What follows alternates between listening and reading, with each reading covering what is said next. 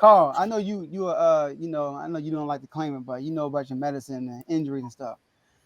Before we go into the game, talk talk about Patrick Mahomes' injury. All How right. crucial. I want you to talk about the fact that he finished the game Mm-hmm. and how it could possibly affect them this next game. All right.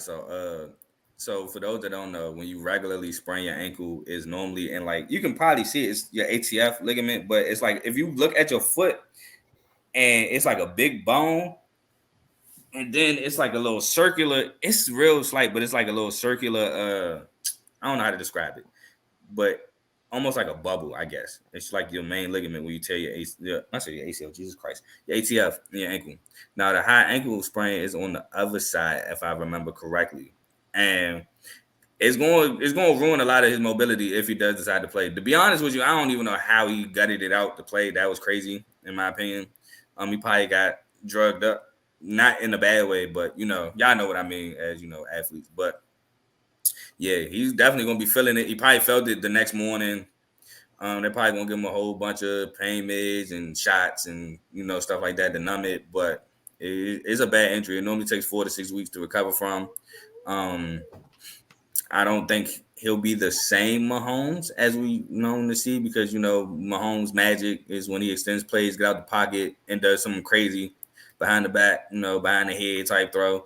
Um, it's going to be hard to imagine the same Mahomes this week because of the lack of mobility due to his injury. But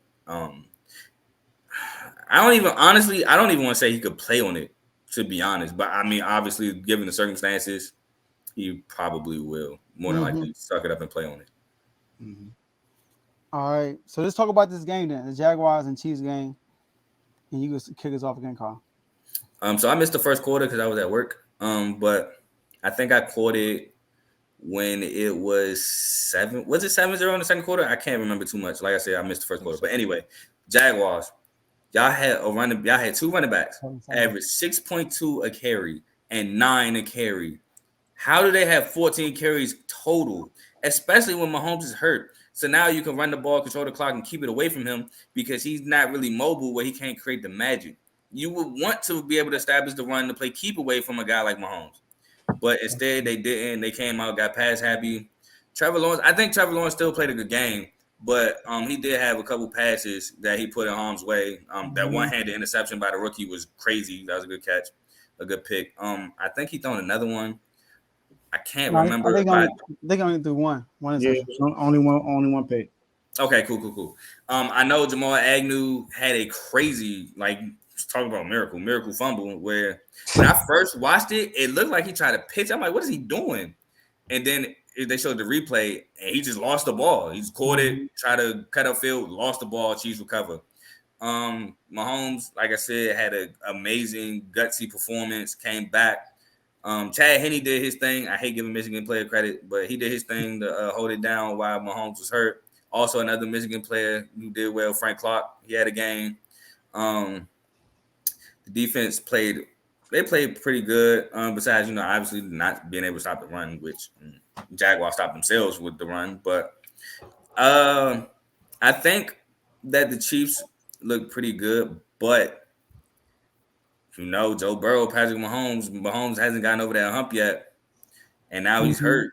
The only thing with the Chiefs, not with the Chiefs, with the Bengals, is besides yesterday, Joe Mixon in the run game kind of been struggling this whole season.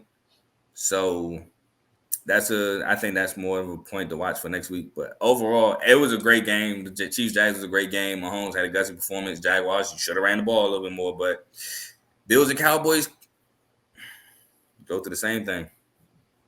J-Mo said it. He said everybody talking about the Cowboys have been a F game and A game. He said the Bills too. J-Mo said that last week. Yeah, I agree. I agree with the overall the overall synopsis of the game. I mean, the Jags just like Carl said, the Jags just kept running the ball. They had the same amount of rushing yards, but the Chiefs ran the ball 11 more times. They had 30 carries for 144 yards. The Jaguars had 19 for 144 yards. So if you continue to run the ball, you put yourself in a better chance to win the game, or at least have a shot to win the game. And then you got, like you said, Mahomes, who was hurt. He pretty much got hurt on the same play that Tony Pollard got hurt on, but Tony Pollard was, he broke his fibula. I meant to talk about that during the first segment because I never wish injury on anybody. So I hope Tony Pollard recovers and gets better. A broken fibula is nothing to play with. But Trevor Lawrence had a good game other than that pick for real. To me, 24, 39, 217 yards. He threw a touchdown, but I just feel like Joe just got pass happy. He just wanted him to continue to throw the ball. Kind of sort of like how we talk about Kellen Moore, and when it comes to Dak, he got pass happy.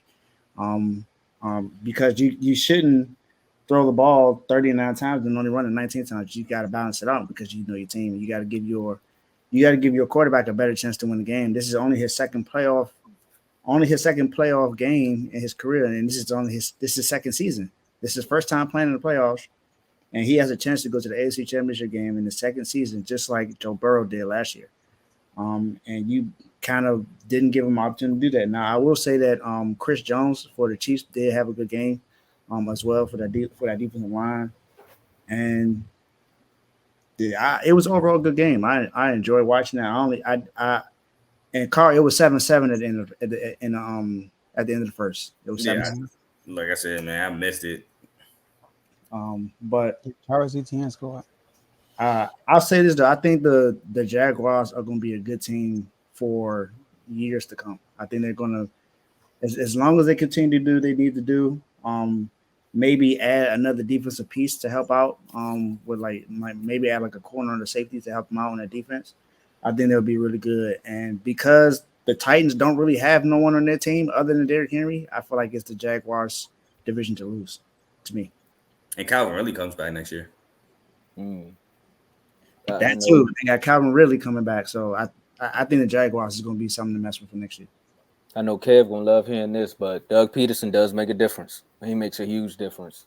The fact that they, like you said, the fact that they was almost in the game, but they stopped running, I don't know why they did that. Like most teams just, I don't know, when it seems like a running back can't get more than 3 yards on 2 downs, they just be like, you know what, we're just going to throw the ball. But that wasn't even the case with Etienne. He was getting like 6 a pop, and they was just like, you know what? Nah. But that's what I mean. So he'll have 6 a pop, and then it'll be two drives where it'll just be like, stop.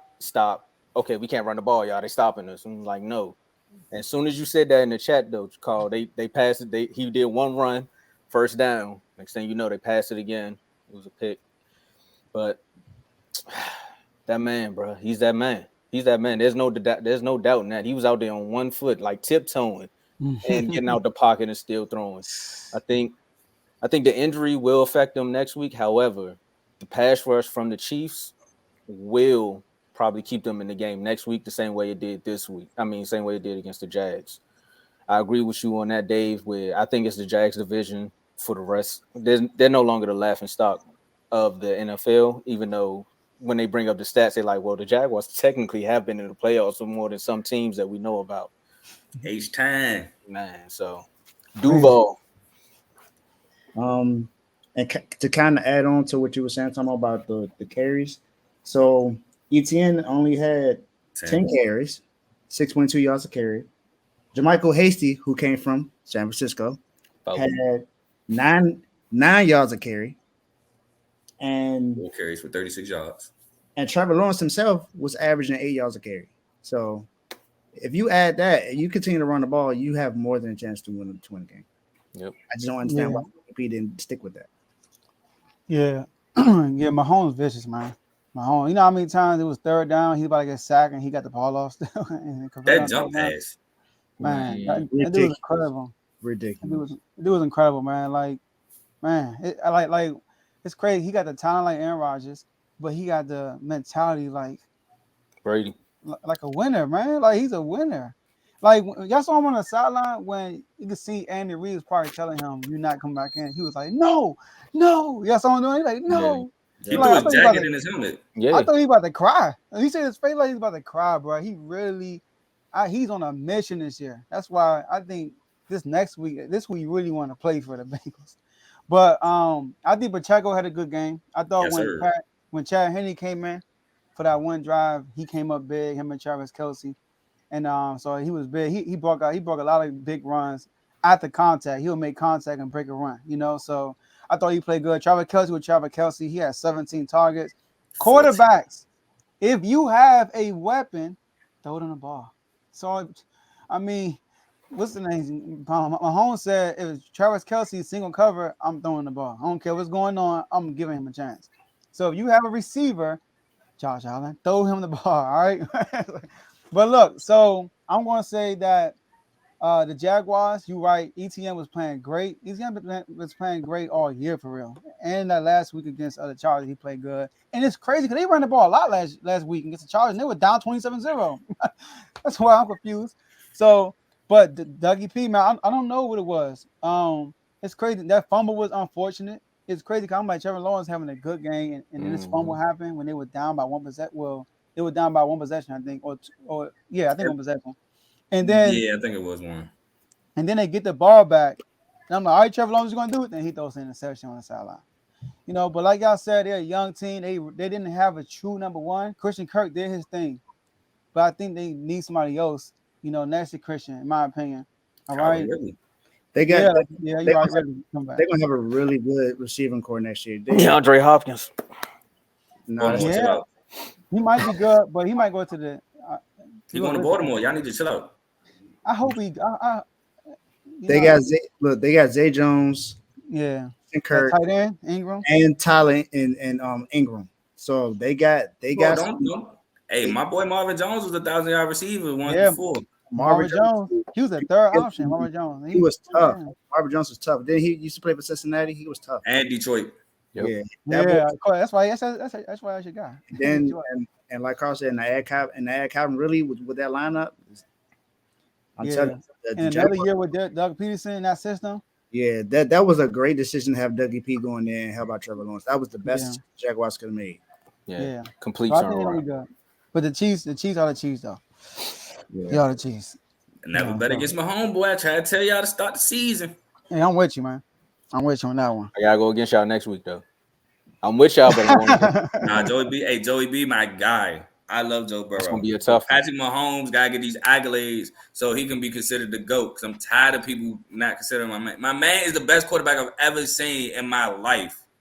I don't care if this is too early. He's the best.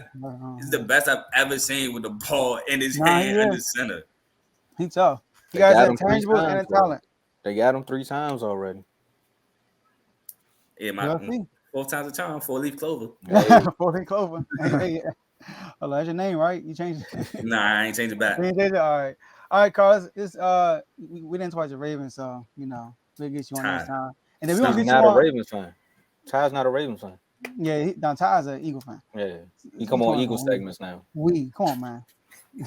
But look, Carl, we're gonna get you back on if you're free later on this week to make the picks and stuff. Yes, sir. All right, so we'll get you.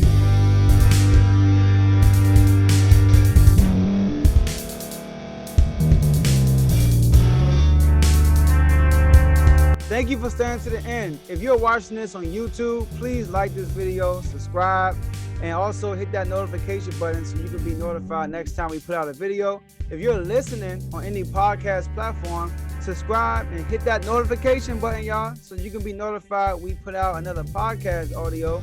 And last but not least, hit that share button. No matter what you're listening to or watching it, hit that share button and send it to somebody that you know that would love to watch this episode you just listened to. So once again, thank you for staying to the end, and we'll see y'all in the next episode.